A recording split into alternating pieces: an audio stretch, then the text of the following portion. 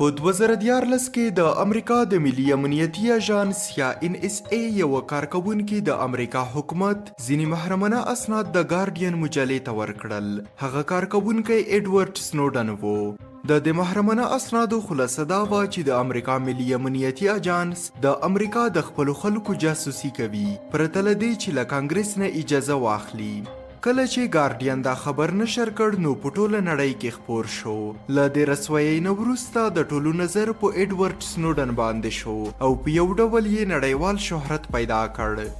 بازو وویل چې ايډوارډ سنوډن خائن دی، مګر ډیرو خلکو وویل چې هغه یو اتل دی.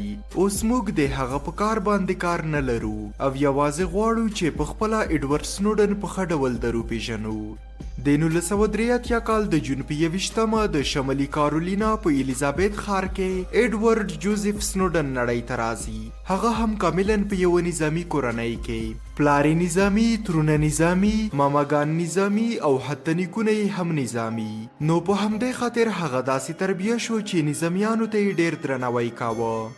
له دې سره سره ايډوارډ سنوډن په یو داسې کورنۍ کې پیدا کیږي چې پلار او مور یې هر ورځ جنگ کوي. له دې علاوه مور یې د اپیلیپسي ناروغه وه چې حالات یې بدتر کړي وو.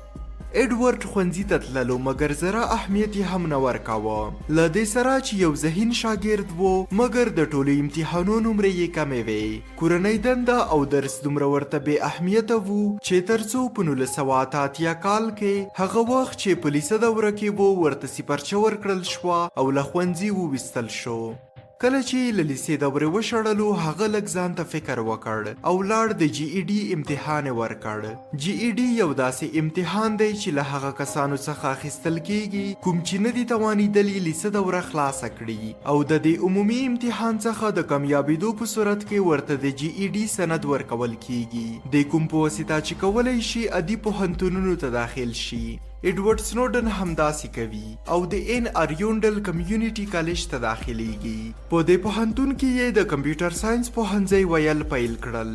تر 6 میاشتو درس ویلو وروسته یې د کمپیوټر یو استاد متوجه شو چې سنوډن د کمپیوټر یو نابغه دی او د هغه ماشوم لپاره چې له لیسې دورې ویستل شوی وو په کمپیوټر کې داسې بلدتیا ورته عجیبه معلومېده. 2003 کال ته ځو، هغه کال چې په کوم کې امریکا په عراق باندې د دویم ځل لپاره برید کوي.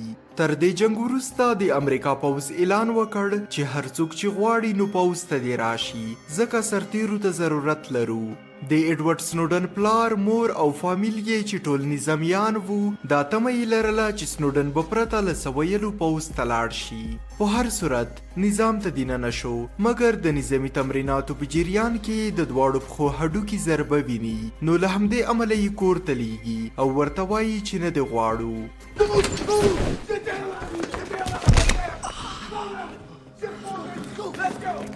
هغه وزګار شوی وو او د یو کار په لټه کې وو. لکه څنګه چې په کمپیوټر کې تکړه وو نو د اډوانس سټډي اف لانګویج شرکت یې په دنده ګماري. داستان له دې ځای څخه یوې نوې مرحلې ته داخليږي.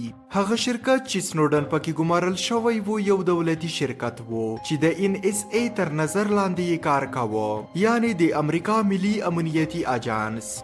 دا اجانس په داسې کسانو پسې ګرځېده چې د کمپیوټر نابغه‌ګان وي او په دغه وخت کې ايډوارډ سنوډن هم د کمپیوټر یو نابغه وو. د سپتمبر 11 تر حملې وروسته اجانس پریکړه وکړه چې ځوانان وګماري، یعنی ټول زړه کارمندان له کاره لري او په ځای ځوانان ونیسي کوم چې په کمپیوټر کې ډیر بلد وي. نو د همدې لپاره NSA یو له هغه کارکونکو څخه چې مستقیما یې وګماره ايډوارډ سنوډن وو. هغه د IT په توګه وګمارل شو، کار یې ښه پرمخ یووړ او پرمختګ یې وکړ په داسې ډول چې CIA ورپسې راغله او ورته ویل چې زموږ لپاره کار وکړه او د ډیر معاش وړاندیز یې ورته وکړ. هغه هم ومانه او CIA ته لاړ. CIA ايډوارډ سنوډن د یو IT په ډول د سویس جنیوا ته ولېږه. سنوډن چې هر څومره په هغه اداره کې ډیر کار کاوه هغومره یې کرکه ترې پیدا کېده. هغه پوه شوی و چې دوی خپل هدف ته د رسیدو لپاره له هرې بدې لارې کار اخلي او له همدې امله ډیر ناراحته شوی و. هغه خپل ویلی و چې کله ما په جنیوا کې کار کاوه نو متوجه شوم چې د انسانانو په ضد کار کوم. هغه خپل وجدان په عذاب کړی و تر دې پورې چې د 2009 کال فبروري را رسیږي او هغه استعفا ورکوي. هغه نه غوښتل چې نور کار وکړي او بیرته امریکا ته راستنیږي او د کمپیوټر له لارې په ټولنیزو رسنیو کې خبرې پیلوي. له وړو خبرو څخه پیل کوي.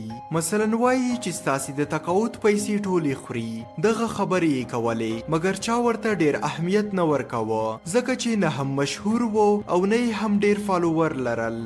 وروسته تر څو میاشتو مجبوریږي او بیرته د کار په لټه پسې وځي. بالاخره د ډیل په شرکت کې دنده ترلاسه کوي. وخت تیریږي او د 2010 کال د اپریل 5 ته رسیږو.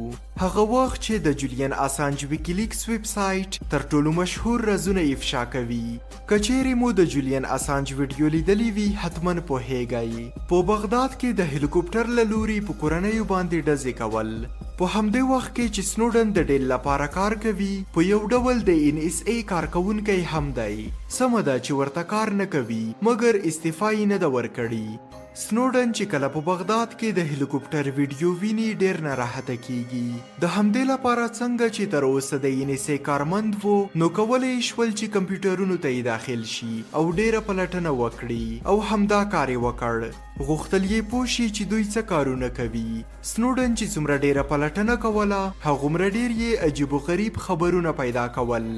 دغه ټول خبرونه یې په کمپیوټر کې ذخیره کول ترڅو چې یوه ورځ هغه خپاره کړي. هغه لومړی پریکړه وکړه چې د جولین اسانج د ویکیلیکس ویب سایټ له لارې دغه اسناد خپاره کړي مګر دقیق په همدغه وخت کې جولین اسانج مجبوریږي او د ایکواډور سفارت ته پناه وړي. وروسته تر دې پیښې سنوډن صبر کوي او خپلې پلټنې پر مخ وړي. څو میاشتې تیریږي او د 2012 کال د ډسمبر اولې نیټې ته رسیږو. هغه وخت چې د ګارډین مجلې یو لیکوال د ګریلین ګرینوالډ په نوم یو عجیب ایمیل ترلاسه کوي. داسې ایمیل چې ورته وایي د PGP سافټویر ډاونلوډ کړه. PGP د پریټي ګوډ پرایویسي مخفف دی چې معنا یې غوره شخصي حریم دی. د ګارډین لیکوال د ایمیل ته اهمیت ورنه کړ او ډیلیټ یې کړ مګر نه پوهیده چې د دې ایمیل تر شا یو افشا کوونکی شتون لري. سنوډن یوه میاشت وروسته د ګارډین یو بل کارمند ته ایمیل کوي او ورته وایي چې زه حیرانونکي خبرونه لرم او غواړم ګرینوالډ ته یې ووایم. ورته ووایه چې له دې ایمیل سره په اړیکه کې شي. کارمند هم ګرینوالډ ته وایي مګر هغه بیا هم ورته اهمیت نه ورکوي تر دې چې څو میاشتې تیریږي او سنوډن له مختلفو لارو هڅه کوله چې له هغه سره اړیکه ونیسي. بالاخره ګرینوالډ ځواب ورکوي. هغه متوجه کیږي چې هغه څوک چې د دې ایمیلونو تر شا دی واقعي دی او دا ایمیلونه جدي دي. سنوډن هم چې کله ولیدل چې ګرینوالډ غواړي ورسره خبرې وکړي نو لاړ او د مور ناروغي بهانه کړه او ډیل او NSA ته یې وویل چې زه غواړم څو میاشتې د مور پاملرنه وکړم او څنګه یې چې مور د ناروغۍ تاریخچه درلوده نو له امله یې ورته رخصت ورکړ. هغه سمدلاسه هانګکانګ ته د تګ لپاره د تیارې ټیکټ اخلي او 4 کمپیوټرونه او یو هارډ ډیسک چې 2 میلیونه محرم اسناد پکې وو په خپل بکس کې ږدي او ځي. سنوډن چې کله هانګکانګ ته رسیږي نو ګرینوالډ ته زنګ وهي او ورته وایي چې امانتونه دې دلته دي راشه او یویسا. ګرینوالډ هم په ځواب کې ورته وویل چې زه اصلا تا نه پیژنم او اوس هانګکانګ ته درشم مګر سنوډن یو له محرمانه اسنادو څخه راوباسي او ګرینوالډ ته یې لیږي په کوم کې چې لیکل شوي وو چې NSA کانګریس ته دروغ وایي.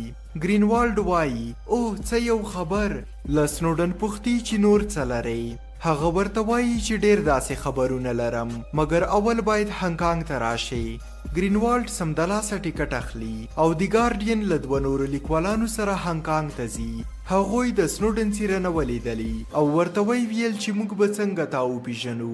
سنوډن وویل چې تاسو د میرا هوټل ته راشئ او هغه کس ولټوئ چې په لاس کې روبکس کیوب دی. کله چې د 3 خبریالان سنوډن ویني نو د هغه د قد په لیدو حیرانیږي او ورته وایي چې له قد نه یې نه معلومیږي چې هغه د NSA مامور وي. سنوډن ورته وایي چې په ما پسې راشئ او هغه یې خپل اتاق ته بیایي. هغه اسناد چې سنوډن ورته ښکاره کړل هغوی 3 واړه په لیدو حیران شول. د هغوی باور نه کېده چې په دې اسنادو کې دا لیکل شوي وو چې شخصي حریم هیڅ شتون نه لري او دغه اسنادو دا ښودل چې NSA د نړۍ هر مایکروفون او هر دوربین ته لاسرسی لري. په هغه اتاق کې نه یوازې دا بلکې نور ډیر سندونه هم موجود وو. مثلا یو سند دا وو چې CIA او NSA هرې ټولنیزې شبکې ته لاسرسی لري. حتی کولی شي چې زما ایمیل هم په ډیرې اسانۍ سره راوباسي، زما په باره کې پلټنې وکړي چې څه ډول کس یم، کومې ویډیوګانې مې لایک کړي او داسې نور. یعنی دغه اسنادو دا ښودل چې هغوی هر څه ته لاسرسی لري. ګرینوالډ چې کله دا سندونه ترلاسه کړل د دې په لټه کې شو چې څنګه دا نشر کړي. بالاخره یې پریکړه وکړه چې ځینې اسناد د 2014 کال په جون کې نشر کړي. د دې اسنادو له نشر 2 ورځې وروسته NSA او CIA متوجه شول چې دا اسناد چا خپاره کړي. هغوی سمدلاسه اعلان وکړ چې ايډوارډ سنوډن. دا هغه وخت وو چې ايډوارډ سنوډن ټولې نړۍ وپېژانده. د NSA څېړنو دا ښودل چې یوه کارکوونکي 2 میلیونه محرم اسناد کاپي کړي. کارپوهانو وویل چې د تر اوسه د دغو 1% هم نه دي خپاره کړي او نه پوهیږو چې کله به یې خپاره کړي. د دې اسنادو تر خپرېدو وروسته ايډوارډ سنوډن تر تعقیب لاندې ونیول شو. هغه هم د CIA چې بازي وایي د نړۍ تر ټولو قوي پوځ دی، یعنی FBI په مقابل کې هیڅ نه دی. مګر ايډوارډ سنوډن په داسې ځای کې نه وو چې دی د هلته په اسانۍ ونیسي. ايډوارډ سنوډن په هانګ کانګ کې وو چیرې چې 1.5 میلیونه انسانان په یوه کوچني مساحت کې ژوند کوي او هلته پټېدل ډیر آسان دي. البته هغه پوهېده چې په هیڅ ډول باید آزاد انټرنیټ ته وصل نشي بغیر له دې نه 15 دقیقې وخت نه نیسي چې راشي او په سر یې ودرېږي. هیڅوک نه پوهېدل چې ايډوارډ له هانګ کانګ نه څنګه ولاړ، مګر پوهېږو چې څو ورځې وروسته یې له مسکو څخه سر راپورته کړ.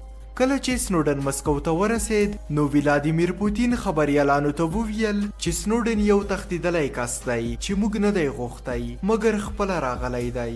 په همدې سبب یې روسیې ته د داخلېدو اجازه نه ورکوله او 1 میاشت یې په هوایي میدان کې ساتلی و. بالاخره یې روسیې ته د دخول ویزا او موقتي پناه ورکړه. سنوډن 10 کاله کیږي چې په ظاهره په روسیه کې دی مګر هیڅوک ترې خبر نه لري. ویډیوګانې یې همیشه په یو بند ځای کې ریکارډ کیږي چې معلوم نه دی چیرته دی. د امریکا دولت سنوډن په عمري قید محکوم کړی او له وطن سره د خیانت په جرم تر تعقیب لاندې دی. په نړۍ کې د هغه په اړه مختلف نظرونه شتون لري. ځینې وایي چې هغه یو اتل دی، ځینې نور بیا وایي چې نه هغه یو خائن دی او باید سزا ورکړل شي. ستاسو نظر څه دی؟ په کمنټ کې یې ولیکئ. هیله ده چې د انفارمیټیو پښتون چینل دا ویډیو در سره لایک او شیر کړئ. په راتلونکي په زړه پورې ویډیو کې به سره وینو. تر هغې د خدای په امان.